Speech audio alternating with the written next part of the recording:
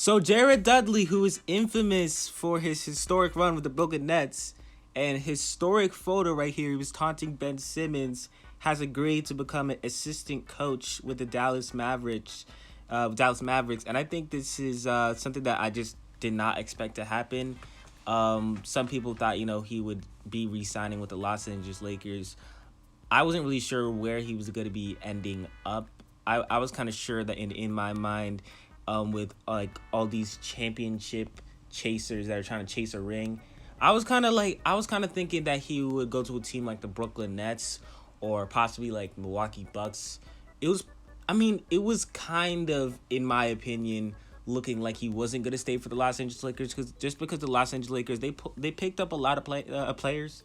They picked up a lot of old solid players. So Jerry Dudley like staying on that team didn't really make any sense. I feel like there's been a shift.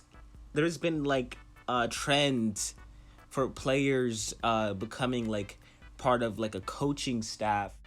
You had Rasheed Wallace. He just joined the Memphis Grizzlies coaching staff, which is a former Trailblazer. And you had obviously Steve Nash. Now Jared Dudley. I'm trying to think. There's a few other ones that like this year there's been like an uptick in players. You know what I'm saying? And Jared Dudley going into the Dallas Mavericks as an assistant coach. Honestly, don't know how I feel about that. Honestly, I have no clue how I feel about that. Just because like I don't know how good of a type of like coach he would be. Obviously, he's a newcomer into this stuff. Now, like, does he have like the knowledge and everything? I'm not sure. But what I could like say, like based off like just watching like his bench like antics and whatever, he definitely gets the team involved in everything. He definitely gets the team involved. Like on the Brooklyn Nets, man, like the dude just got them so hyped and everything. That like I don't know if it was the 2018 or 2019 Brooklyn Nets team.